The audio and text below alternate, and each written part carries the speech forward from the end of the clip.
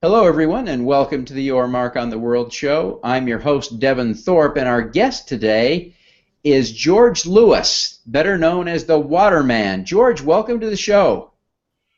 Great. It's great to be here. Thank you. George, you've been working with Rotary International and your Rotary Club to help raise money to provide water for people for a long time. As I understand it, you've helped over 1.5 million people get clean water over your efforts. Is that right? That's correct. Wow. How did you do that? Well, I was a Rotarian in Oregon, and a lady came from another club and talked about installing stoves to the poor Mayan Indians in Guatemala. So I went down there, and I helped do that. And while I was down there, it was a life-changing event, and I had the opportunity to meet a Rotarian down there, and I was going to be president of my club. And I said to him, what can I do for your country? And without hesitating, he said, if you can help us with clean drinking water, that would be great. So I said, I'll do it. I go back. And I said to myself, "Wow, what did I just promise?" I mean, our club has been in existence for 50 years. We've never done anything. We don't have much money in our budget. I don't know how to put a grant together. And I was old. And I said, all these negative thoughts are coming through my mind. But then I remembered when I was installing the stoves, there was this little girl there, and she was looking at me putting the stove together, and I know what she was saying. She was saying, Rotary, thank you for changing my life, and that changed my life. I mean, I said, I got to do this. I get heck with all those negative thoughts. I'm going to do this. So that's how I started doing it. Wow, amazing. How long ago was that, George? That was about 2006. Wow. So you thought you were old then? Yeah, right. It's been almost 10 years. You were just a kid, George. A baby. Well, we're sure impressed at the good work that you're doing. Tell us a little bit about what you're fundraising now for. You're trying to raise some more money for your water project. Tell us a little bit about which water project you're funding right now and how that works. Well, let me tell you, I helped put together a lot of water projects in like 37 different countries, and of course the one thing that's there in everything is money. It all needs money to happen. And I call up clubs and I ask them for money, and they say, well, we don't have any money, but maybe next year. And it's really tough.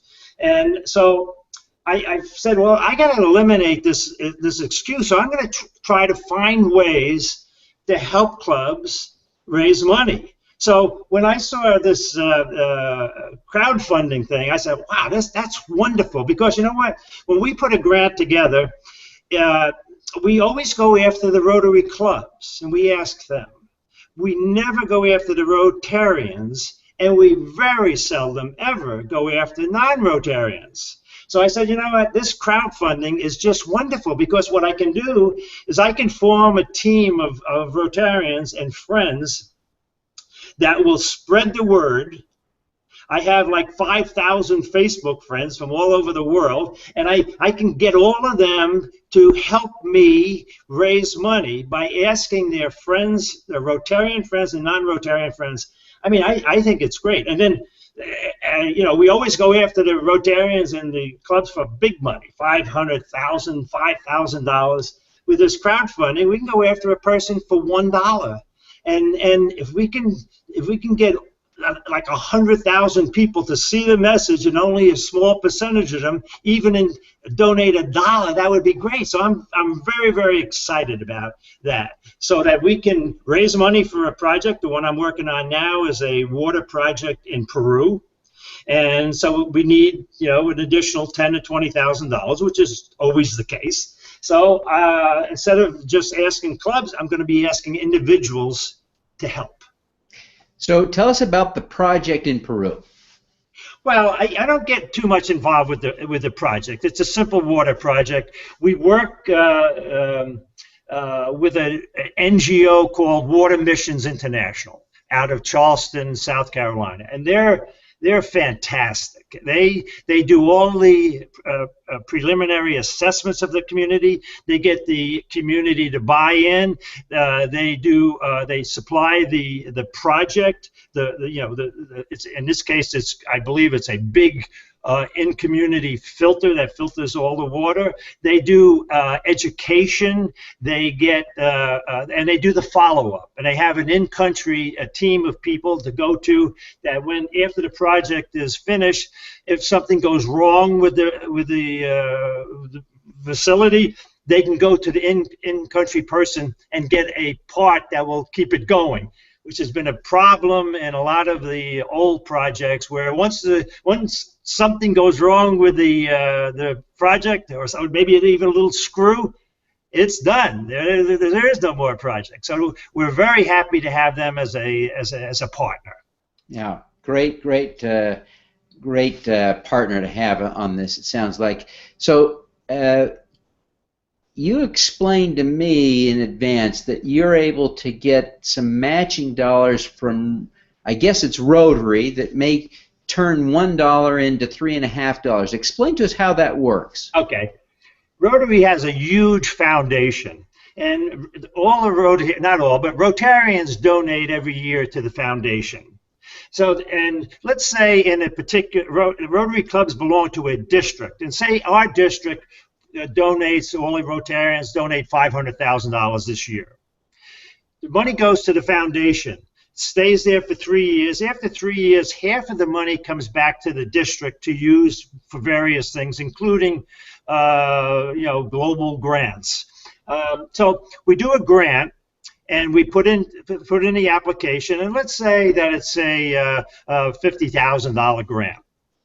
And so the clubs put in X amount of dollars, and usually the district will come in and match that. So $1 becomes $2.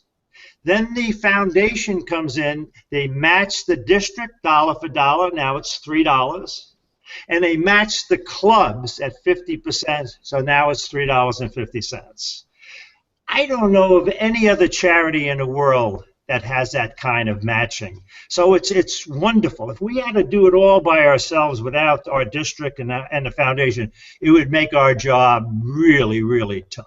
So with this, it's easy. People, outsiders are willing to donate money to us because they know that of the matching, and that does not include any administration cost. It all goes to the project.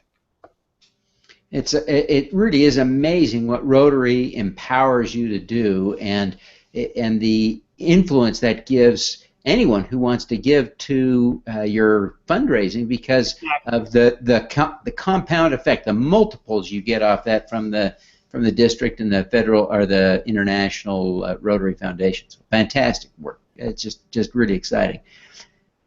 George, I wonder, I know that you have done a tremendous amount of good, and you've got a lot of experience. There are days, I'm sure, when you feel challenged, and when you do feel challenged, I wonder, who do you look to as a role model? Who inspires you? What keeps you going? You know, it's hard to pick one person or what have you. I thought about this question a long time, and basically is who's my hero? I don't have really one hero, but I'll tell you what a hero is to me. Hero to me is somebody that has a goal, and in my case, a goal to help the world become a better place, and has the ability to take action on that goal. You know, there's a lot of people in the world just sit around and they do nothing. And I feel sorry for them because they never have the opportunity to know that they did something good for the world. They don't lead a very purposeful life. They don't get any personal rewards. They lead a boring life. So the people that have the ability to dream and actually take action on that dream and make things happen, they are my heroes. And I see them all the time at Rotary. And Rotary is such a great organization because they give every single person an opportunity to take action on their goals. And it's up to that person to take that action. And if we can get more and more people doing that, the world would be a better place. Sure, sure. George, you have been very successful in your life. You could be sitting on the sofa, relaxing. You could be golfing every day. Maybe you do golf. But why are you so engaged in water in the developing world when you could be taking advantage of your golden years? Well, you know, as I said, I went to Guatemala. I had an opportunity to see some young children that were you know, had bad disease from waterborne disease. I asked the people about that, and I thought back. This is not a very nice story, but I thought back at the time when I went to Mexico on business, and I came back with what they call Montezuma revenge, and I had like diarrhea for 3 days. I wanted to die. And I'm saying to myself, I don't really care if I died. Now, the people that got waterborne disease, that the kids, they have it not for 3 days, not for a week. Sometimes they have it for months. And I've happened to see a few kids down there that were near the end of the time. They looked horrible, and I knew that they were going to die soon. And I'm saying to myself, you know what? I can do something about that. And that's what I did. I did something about it. I go to bed every night with a smile on my face because I know, and I don't see these kids. I know I did good. And I wish more people would have the same opportunity and the same desire to do that, because it's such a fantastic feeling to know that you help the world to be a better place and you help children. And I know, of all these people that I help give clean drinking water, I know I saved some lives. Many, many lives, probably. It's a wonderful, wonderful feeling. Fantastic. One last question. Can I tell you about my paintings? Pardon? My painting fundraiser?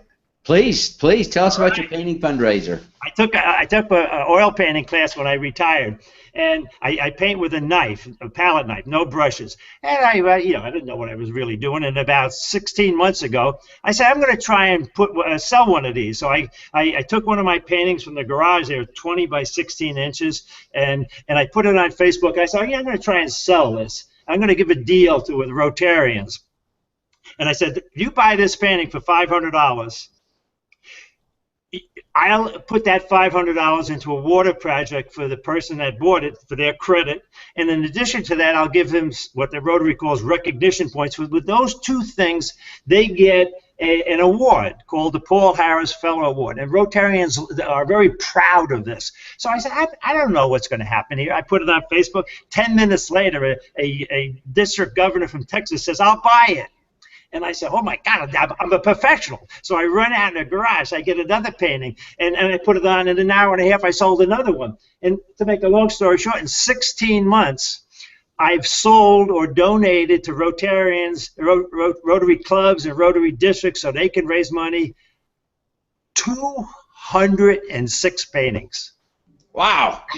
And I love golf. I don't have time to golf anymore. I paint them, and it's a wonderful feeling. And all the money goes into water grants or some other humanitarian project like Polio Plus, which Rotary is very much interested in.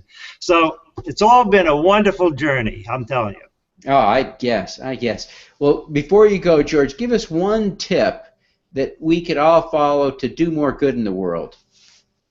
Well, you just have to find something that excites you, something that you can wrap your mind around. It could be water, it could be polio, it could be literacy, it could be whatever it is. Find that thing that excites you. Then say, I'm going to do something about that. Once you say that, you'll start developing a passion. And once you have passion, nothing can stop you. And then you take action. If you can do that, you will make things happen. And the way you take action is you have to get rid of all these negative thoughts that will continuously come into your mind. You beat them with a stick. Get rid of them. And then you are able to take action. You make things happen, and your life will be a better life. You will be so proud of what you've done. You've made the world a better place. You've helped children to have a better life. It's a wonderful, wonderful feeling, and everybody should have that same opportunity and do it. Ah, fantastic. George, thank you very much for being with us. I know there are people who want to support you, they want to donate, they want to help you, they want to learn more. Tell people how to find you, find more information, make a donation. How do they do it? Well, you can email me. That would be the easiest way. It's waterman6960@yahoo.com. I can say go to my Facebook page, but people go there, and there are about 500 George Lewises, so that's kind of hard. But the easiest way is just to email me. Tell me you have an interest, and I'll put you to work. And then if you could do that, you could be on my team. And if you run my team, we can do wonderful things. Great. George, thank you very much for being with us today. We really my appreciate pleasure. taking the time. Enjoy. I love telling this story. All righty. Let's do some good.